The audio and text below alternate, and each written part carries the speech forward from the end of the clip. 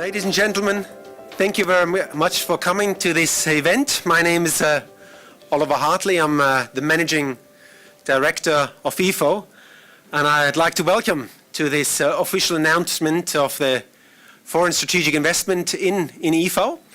And I would particularly like to welcome the Honorary Rob Stokes, Minister for the Environment. I would like to welcome Amy Kean, the renewable energy advocate here for New South Wales. I would like to also welcome Ian Kay, the CFO of the Australian Renewable Energy Association, and Dan Sturrock, Investment Director from the arena. I also was hoping to have Simon Brooker here, I haven't seen him yet, from the Clean Energy Finance Corporation. And obviously all of you here. I'll run you quickly through how we want to structure this little event. So first of all, I will quickly introduce Rob Stokes, who doesn't need much introduction in these circles. I then will give you a bit of an update of what actually happens with this investment and why that is important for, obviously, the company Epho, but also maybe the wider industry, the renewable energy industry. And last but not least, Amy will share her thoughts and views on the renewable energy here in New South Wales and the renewable energy action plan that New South Wales has. So, first of all, the Honorary Rob Stokes, Minister for the Environment, Minister for Heritage, Minister for Central Coast, Deputy Minister for Planning, and obviously Member of Parliament for Pittwater, and it's an absolute pleasure to have you here. Thank you very much. Thanks, Oliver. Thanks, ladies and gentlemen. It's a terrific privilege for me to be here at such an auspicious event. That is a conclusion of a very, very important foreign investment into Epho.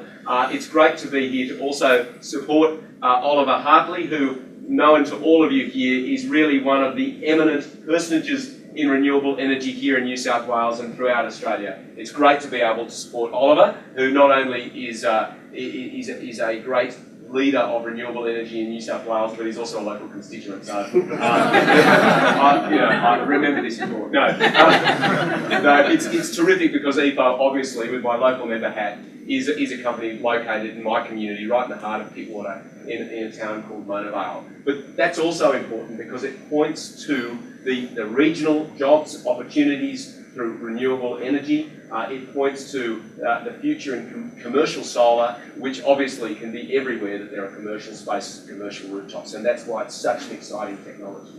But ladies and gentlemen, I just wanted to take a few moments to run through why we believe that New South Wales is the investment destination in renewable energy, and particularly in the case of commercial solar.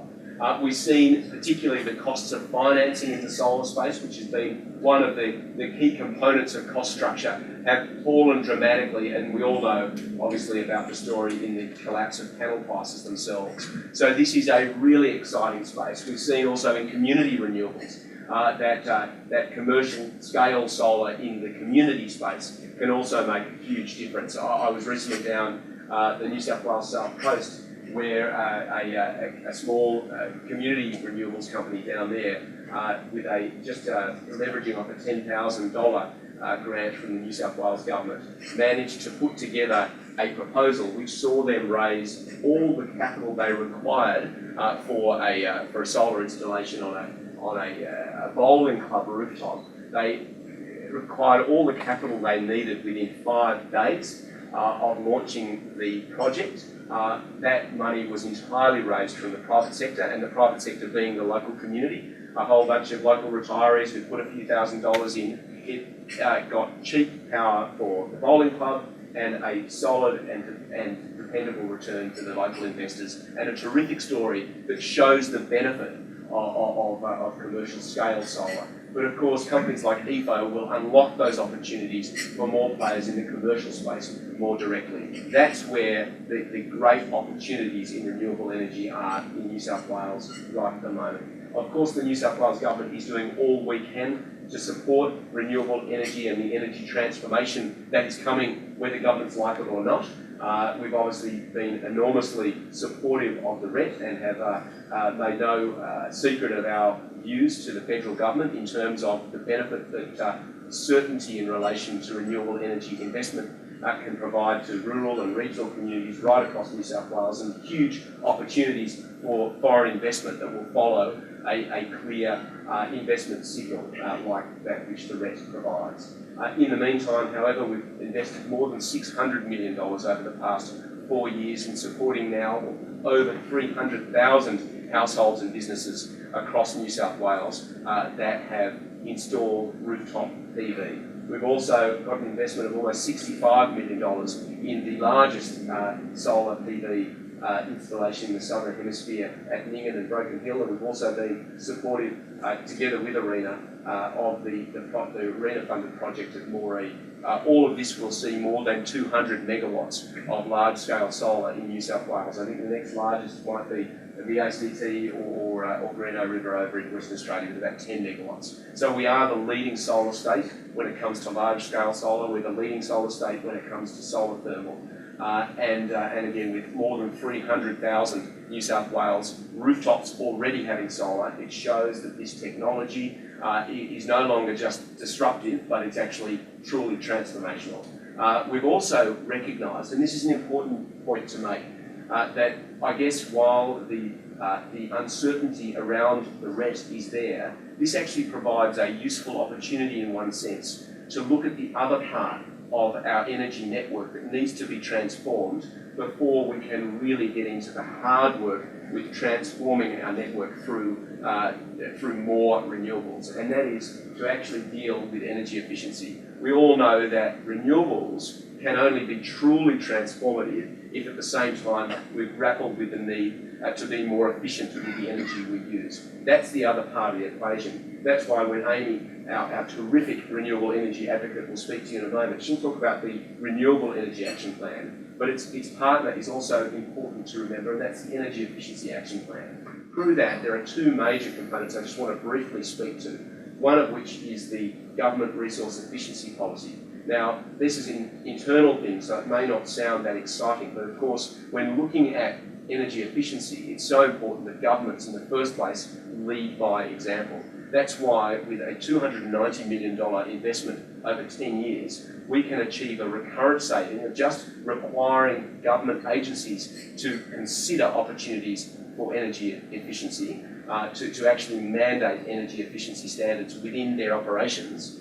We can achieve, with a $290 million investment over 10 years, a recurrent saving of $55 million a year. So it is just so sensible, it's difficult to understand why it hasn't already been done. But just on the weekend, I was able to announce a further $61.9 million investment in energy efficiency for households and for business. One big part of this will be helping vulnerable households, low-income households, with meeting. There are two barriers to energy efficiency. One barrier is information, and the other barrier is capital cost. Similar barriers exist in many ways in the renewable space as well. But we've already dealt with the information sort of part of the equation by going into households and telling them about the sorts of things they can do to be more efficient and save money, which also, again, works in very, very well with a distributed form of generation like solar PV. If you use solar PV effectively, you can drastically bring down the energy costs you'd otherwise be liable to. But the other part is obviously those capital costs associated with buying white goods, for example, that are more efficient. So we're now taking that next step and helping those low-income households sort of buy those capital goods that will be so important in helping them to understand and also benefit from the advantages of energy efficiency. I think the two things are really important to understand together, because ultimately with renewable energy and with energy efficiency, what we're all about doing is transforming the way we generate energy. And I think the really important statistic to keep in mind in relation to our energy efficiency action plan is the amount of saving that we're generating through this investment is the equivalent of closing an existing coal-fired power station. So while it's not a sexy part of the transition, it's a really, really important part that we also talk about as we talk about renewables. What we do know is that we're in the midst of a transformation. It's incredibly exciting being involved in public policy and dealing with all the challenges and pressures and opposition that will inevitably come. But thank you so much, because I know each one of you is here because you believe in this technological development and transformation that's occurring. It's exciting, and despite what people may want or may think, it's happening anyway. And foreign investment that we're celebrating today in Epho is just a great local example of demonstrating how New South Wales is leading the country in terms of attracting investment into renewables. We've obviously got a lot more to do, but already in New South Wales we've got about 13% of our energy generation, almost 13% I think is right, is from renewable sources, and of our installed capacity it's almost 30%. So we've come a long way. There's a lot further to go, but with companies like Epho, we're going to do it. Thanks very much. Rob, thank you very much for your kind words, and I'll forgive you that you're in a competing surf life saving club, so that's all right. I just want to take a couple of minutes to explain now why we believe that investment is actually significant, not just for Epho, but maybe even for the wider industry in New South Wales and maybe even in Australia. So what we see here is one of these utility scale solar power plants that Epho and Safeway has built all across the world. Okay? This is very different to the market we have here in Australia at the moment. Until recently, the market in Australia was mainly residential market. It was small solar system on home owners, on residential homes. The market consisted of basically two parts. There was one part that was a sales organization, typical sales organization which ran call centers, TV advertising, print media, door knocking, you know, the typical type of selling, almost selling like a consumer good. And then there was a second part of the industry, which were the 4,200 installers that are registered here in Australia. They basically then got their schedule, and they went off in the morning with their few solar modules in the back of the ute, and they installed maybe 1 or 2 or 3 solar systems a day. And that was the industry, and that's how the industry had developed to serve the residential market. Now, a couple of years ago, it started that businesses switched on and thought, okay, we actually use electricity during the day, and solar generates electricity during the day. So the perfect match. We're actually not at home during the day. And obviously, for some companies, it made economic sense, and things started to develop in commercial solar. Now, the issue was that all of a sudden, business had to deal with finance managers, facility managers, council approvals, board decisions, the whole project management that is required for commercial solar systems. You can't just rock up with your panels in the roof. You have to have your proper plans, everything in there. You have your logistics, maybe your traffic control if you have a bit of construction. All this was required to build successful commercial solar. But a lot of the companies weren't set up for it. They basically tried to sell commercial solar. In the same way, they sold residential systems. Now, on the back of that is really why we started Epho. Epho as a company specialized in the field of commercial solar. And I can assure you we're as geeky as it gets in that field. We have seen and worked the Epho team almost across the entire value chain in solar, starting from cell research, module and product development, product testing, running manufacturing, mergers and acquisition in solar, financial modeling, forecasting. We have done project management from very small solar system, 5 kilowatt solar system up in the Pilbara, all the way up to maybe a 10 megawatt solar farm in Spain with massive sun movers that track solar, the sun, two-dimensional. So everything, all that experience is in Epho, and we've used that experience to build the company and serve our clients, our commercial clients, mainly in New South Wales, but also in Queensland and in other states. So initially, we basically wanted to prove that business model. We wanted to prove that there is a need for that kind of experience in the market. We've done that, and then we basically managed to secure this investment from Epho and Safeway. So all of a sudden, we're basically supercharged by these two very remarkable companies. You obviously have never heard of them, but they are absolute leaders in the field. Just to give you a bit of an idea, the combined volume that Safeway and Epho have installed globally is 1.2 gigawatts. That's 1,200 megawatts. That's twice as much as the 4,000 installers here in Australia install per annum. So it's a mind-boggling amount of solar these guys have managed to develop and install globally. Epho is the largest solar utility company in the UK, over 500 megawatts. And UK is actually a big market. It's 3 times as big as Australia in terms of solar. Safeway installed the first big 50 megawatt solar farm in Chile, the first big solar farm up in the Atacama Desert, first one to break ground there.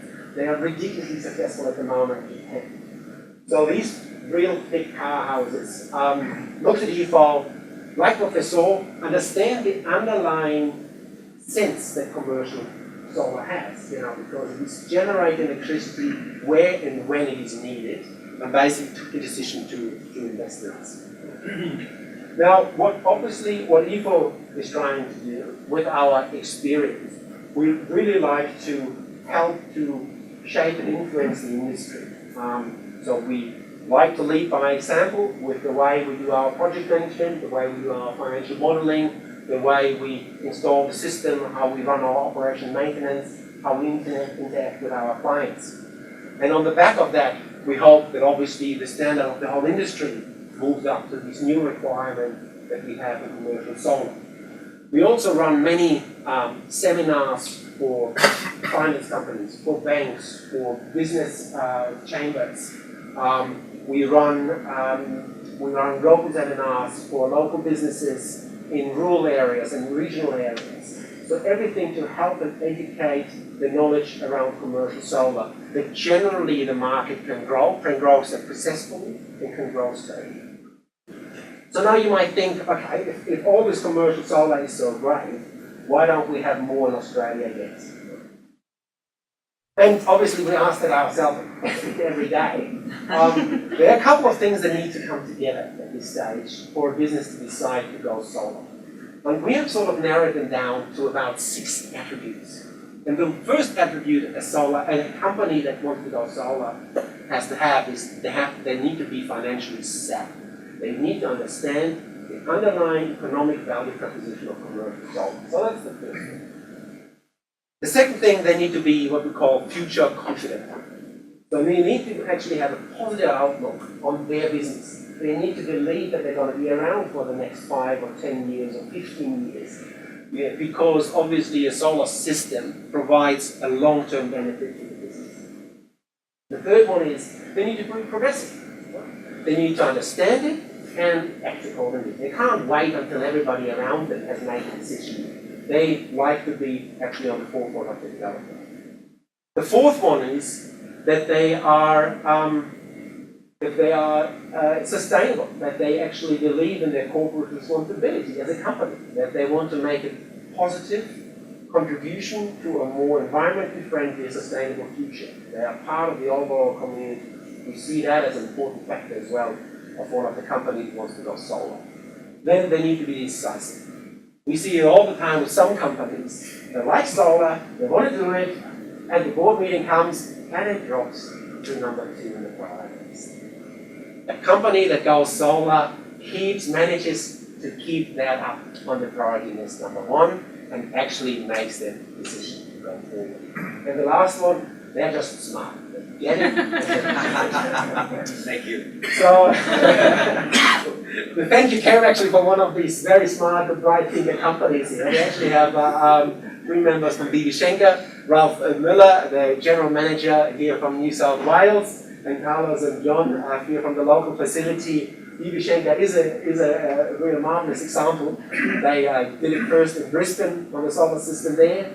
They then now installed a 100 kilowatt solar system here in New South Wales and really have demonstrated their decisiveness and their progressiveness and leadership in the industry. So there are certainly some representatives here tonight. On the back of that, of these 6 attributes, we also require, as Rob already explained, a stable political framework. I mean, that is great. If there's uncertainty, even the smartest business will hold back and will see what's happening. And I think we are extremely fortunate here in New South Wales. They actually have the first Australian renewable energy advocate. And I think we're also very fortunate to have a wonderful person like Kean to be that advocate. And I think we couldn't have a better spokesperson. So please welcome Amy to say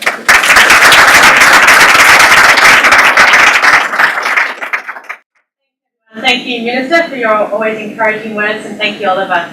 Welcome, everyone. I'm always delighted to be here. And I think it's really important, all of us who are so committed to solar and have had some challenges, obviously, with the federal uncertainty, to take a step back and say, okay, where have we come from? And I ask the question, who here grew up with solar on their homes, solar on their businesses, solar on their Christmas lights, solar on their bags, solar on their garden lights? No one. I can assume that everyone here has some form of solar now in their homes. That represents a doubling of capacity in New South Wales in the last 5 years. We now have 1 in 10 homes with solar on their roofs. They've invested $1.3 billion and saving $400 million every year. That's the household sector. As the Minister said, the commercial sector now has 5,000 businesses. And New South Wales is number 1, and we want to continue that way. Utility scale, we've got Moree, Forbes, Nyngan, Broken Hill. Unbelievable. So, going forward, where do we want to go? We've said we've doubled capacity, and I just thought about it today. And if we continue simply on that same path, we'll have 18% renewable energy in New South Wales by 2020. So it's not hard for me to say, let's have 30% by 2025. We can do it. And that's on the same path. And that's the vision that I want us to have. So now what are we doing to achieve that goal? Well, as we heard, New South Wales is absolutely committed to renewable energy. We have the Renewable Energy Action Plan, which is here, and if anyone wants to have a look at it, we have 24 goals, and the 8th goal is supporting commercial solar. Solar is the success story in the renewable energy market, and we see commercial solar as a sweet spot. So there's a number of things that I'm specifically focusing on, and I have a number of colleagues here today who I'll introduce you to. 4 things is knowledge and information. We have companies like Epho who are delivering fabulous products, but as government we have a role of providing impartial information. And that includes information on the finances. There's really innovative, exciting financial models that are being presented to the market. Our role again is information on those. We're also trying to support environmental upgrade agreements, and we have Tim Wong here from the Office of Environment and Heritage, who's from the Markets and Finance team, and I encourage you and your businesses to talk to Tim if you're looking at information, and particularly on EUAs and also financing in general. The third area is network connections. A really tricky one, and as the Minister knows, we've been working on it for a number of years, but we're continuing to work with our networks to make that connection more simple and affordable.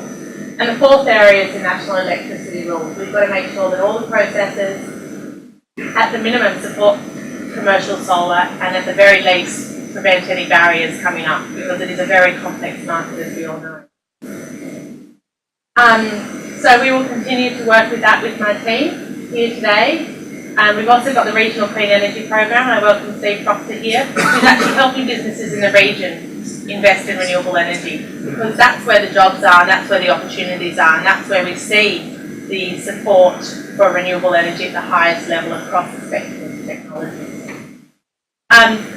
It's very important as companies look to install solar that they're given the right information, their promises are met, they're delivered on time, within budget.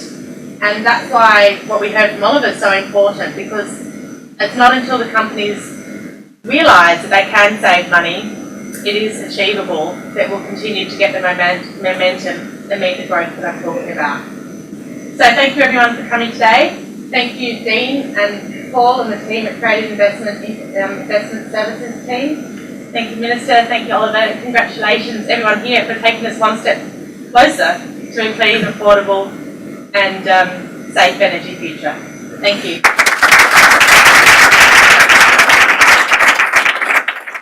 Thank you very much, Amy. Before I let you go back to the bar and get some more little canopies as well, I also would like to really thank Trade Investment for making that room available, in particular Kean, who has absolutely been fabulous in supporting not just the event but the industry for many, many years now. I've known Dean actually from the day I landed in Australia many years ago. So I really would like to thank you, Dean, for all your help in making this event possible. So please have some more drink and enjoy the rest of the evening and the networking. Thank you very much.